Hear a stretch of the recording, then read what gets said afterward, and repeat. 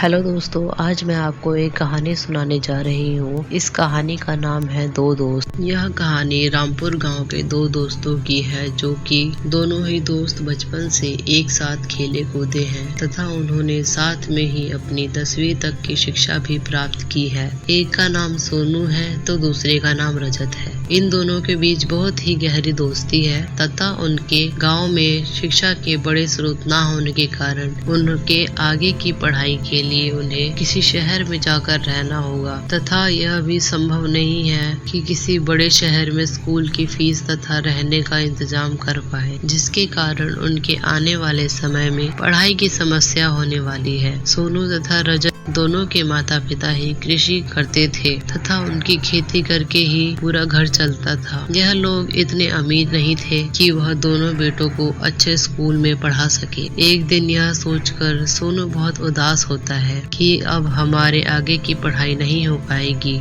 यह उसके लिए बहुत ही दुखदायक था कि वह बहुत सोचता था कि मैं अपने गांव को तरक्की पर लेके जाऊंगा, पर ऐसा संभव नहीं हो सकता था क्योंकि उसकी खुद की पढ़ाई खतरे में थी। तभी वहाँ पर रजत आता है और रजत उससे कहता है कि देख भाई, तुझे क्या हुआ? तू इतनी फिक्र क्यों कर रहा है? अब जो होगा ऊपर वाले के हाथ में है। हमने 10वीं तक पढ़ाई तो बहुत अच्छे से कर ली, आगे हमें किसी भी बड़े शहर में जाकर कार्य करना चाहिए और कुछ पैसे कमाकर अपने परिवार की मदद करनी चाहिए। तब सोनू बोलता है, तुम्हारी बात बिल्कुल सही है, परंतु अगर हम ऐसा करेंगे तो हमारा परिवार ही चल पाएगा, हमारे देश, हमारा गाँव तरक्की नहीं कर पाएगा तथा आने वाले बहुत से बच्चों की जिंदगी में ऐसा ही होता रहेगा। वह पढ़ाई नहीं कर पाएंगे पूरी, और कई बच्चों का तो सपना था डॉक्टर, IPS और नेवी में जाना। तो रजत उससे कहता है कि अब तो भगवान ही जाने कोई ऐसा जादू मंत्र होए जिससे सब सही हो पाए। तभी दोनों मिलकर एक प्लान बनाते हैं कि वह कुछ महीनों के लिए काम करने जाएंगे और वहाँ पर जो पैसे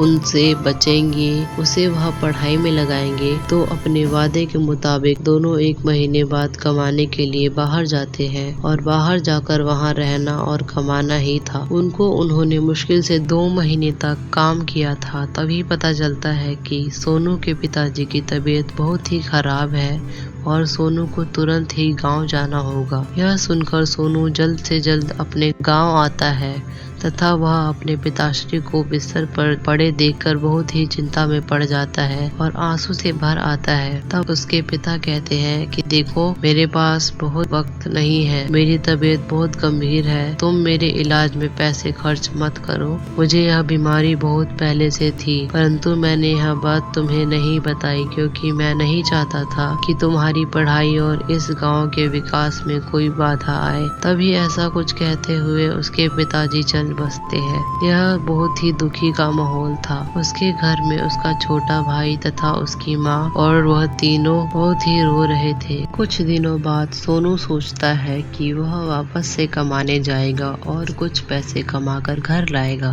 तभी वह शहर जा रहा होता है तो उसे एक आदमी का बैग मिलता है स्टेशन के पास। वह उस बैग की बहुत देर तक रक्षा करता है। उसके बाद सोनू उस बैग की खबर पुलिस स्टेशन में दे देता है। तभी वहाँ एक व्यक्ति बैग को तलाश करते हुए वहाँ प्रस्तुत होता है। वह अपने खोए हुए बैग की रिपोर्ट करवाने जा ही रहा था पुलिस स्टेशन। तभी वह व्यक्ति सोनू से मिलता है और उससे प्रश्न करने लगता है तथा वह उसको सारी कहानी सुनाता है और ऐसा सुनकर वह उस पर बहुत ही दया भाव दिखाता है और उसे अपने साथ अपने घर ले जाता है और सोनू को यह कहता है कि तुम मेरे साथ मेरे घर का कुछ काम कर लेना और मैं तुम्हारे पढ़ाई तथा गांव में माता और तुम्हारे भाई की सारी समस्या के लिए पैसे भेज दिया करूंगा। ऐसा सुनकर सोनू बहुत ही भावुक और खुशी से प्रसन्न हो जाता है और ऐसे ही वह आगे की पढ़ाई जारी रखता है और कार्य करके जो पैसे बचते हैं वह अपनी माँ को भेजता है और इसी से उसकी माता का घर चलता है। ऐसे ही जब सोनू की पढ़ाई पूरी होती है तो उसी मालिक की कंपनी में उसे